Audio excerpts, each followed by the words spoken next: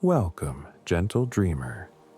You are in a safe and quiet place tonight. Breathe slowly with me as we settle into a tender bedtime tale.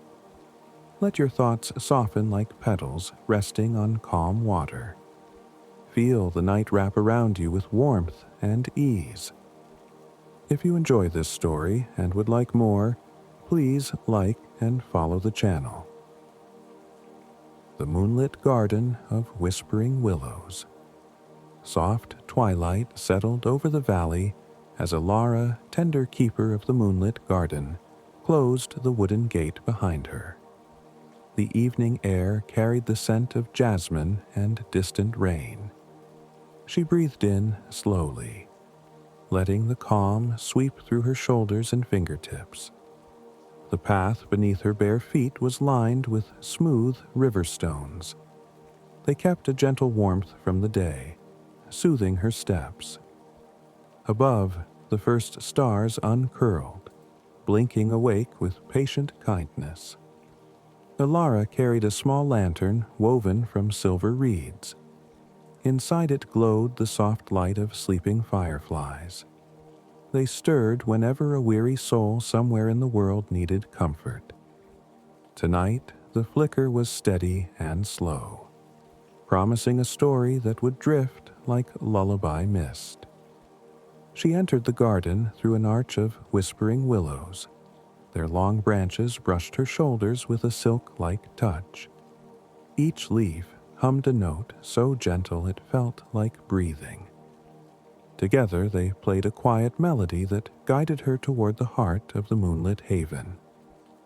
At the center of the garden rested a pond, smooth as glass. It mirrored the night sky, peppered with silver constellations that seemed close enough to kiss. A hush wrapped around the water. Even the crickets softened their song to keep the stillness whole. Alara knelt beside the pond and dipped her fingers into its cool surface. Delicate rings of light drifted outward, carrying with them the worries she had gathered from distant hearts. She watched them fade, trusting the night to cradle those worries until they dissolved. On the far side of the pond stood an old stone bench covered in moss the color of jade tea. It had held 1,000 quiet conversations, 1,000 deep breaths. Alara smoothed the moss, preparing the seat for whoever might wander in needing rest. Tonight she sensed a visitor drawing near. The air shifted like pages turning. Footsteps whispered through the ferns. And out of the shadowed path stepped Milo, a gentle map-maker of wandering minds. Milo carried a rolled parchment bound with blue string. His eyes held the shimmer of someone who had watched many sunsets from many shores.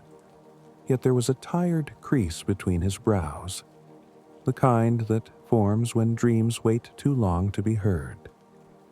"Welcome to the moonlit garden," she murmured, her voice soft as the owl's wing beating overhead. Milo bowed his head, feeling the serenity settle over his shoulders like a warm shawl. They sat together on the stone bench, letting silence speak first. In the garden, words did not rush. They arrived like feathers drifting down, finding their place only when the heart was ready. After a while, Milo unrolled his parchment. It revealed a map of winding rivers, star paths, quiet groves where weary travelers could rest. Yet one corner remained blank, a pale space waiting for the next sanctuary. "I have journeyed far seeking a place gentle enough to fill this space," he said. "Each path brings me close, yet the world asks me to hurry. Here, time feels like a calm tide. May I draw your garden upon my map?" Alara smiled and nodded. "The garden belongs to every peaceful dreamer," she whispered. "Take its memory with you. Let it unfold wherever the night needs a cradle." Together they watched as the willows swayed, Their branches traced arcs in the air, shaping lullabies only moonlight could hear. Milo dipped his quill into the pond. The water inked itself with starlight, ready to mark the waiting parchment. He sketched the archway first, capturing the gentle droop of each willow strand. Next, he drew the curved stones of the path, pausing to breathe with the rhythm of the crickets. Finally, he outlined the pond, leaving space for the reflections that changed with every listener. As the map grew, rustling steps approached. From the fern-lined hollow emerged a family of silver hares. Their ears glowed softly. They settled near Alara's feet, eyes half closed as if already dreaming. Alara reached into her basket and offered the hares sprigs of moon basil. They nibbled slowly, the sweetest crunch barely audible. Milo smiled. The sight eased the crease from his brow until it vanished. To honor their calm gathering, the night sky responded. Clouds parted, revealing the moon rising golden and round. Its light poured across the water, painting every face with a tender glow. A breeze gathered and tugged at the chimes hanging from the willow limbs. They chimed in low, resonant tones that vibrated like a distant lullaby. The sound drifted beyond the garden walls, coaxing fireflies from their hiding places. Fireflies dotted the air, weaving patient spirals. They traced shapes of sleeping birds, resting waves, gentle hills beyond the valley. Milo followed their dance, understanding that the garden's map extended far into the listening night. Alara began to tell the story of the willows. She spoke of a time when they were seeds carried by the river, searching for a shore without storms. The river guided them here, promising the hill would keep them from harsh winds. Her words were slow and measured. Each sentence held a soft rise and fall, like a boat rocking on a satin lake. Milo leaned back, letting the story breathe into the blank corners of his mind. In that era, she said, dreamers from distant towns sought this garden in their sleep. They arrived with questions weighing heavy as stones. The willows listened, and their leaves translated worries into gentle rain that nourished the soil. Milo looked at the pond and saw tiny ripples forming without wind. They carried the faint reflections of people resting far away. Each ripple whispered a thank you, and then dissolved into the glassy calm. The hares, full and content, curled together like a silver crescent, their breathing synchronized with the slow pulse of the lantern light. Alara placed the lantern beside them, its glow rising and falling like a restful heartbeat. Above them, an owl glided across the moon, silent and sure. It perched on a willow branch, eyes half closed, keeping watch without haste. The garden felt protected, as if time itself were tucking them in. Milo finished the final lines on his map. He added tiny notes in the margins, reminding travelers to breathe, to listen, to move with softness. Then he set the parchment aside, allowing the ink to dry beneath the moon's patient gaze. Alara invited Milo to close his eyes.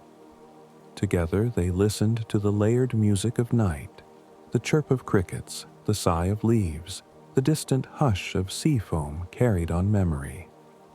Their breaths fell into the same gentle rhythm.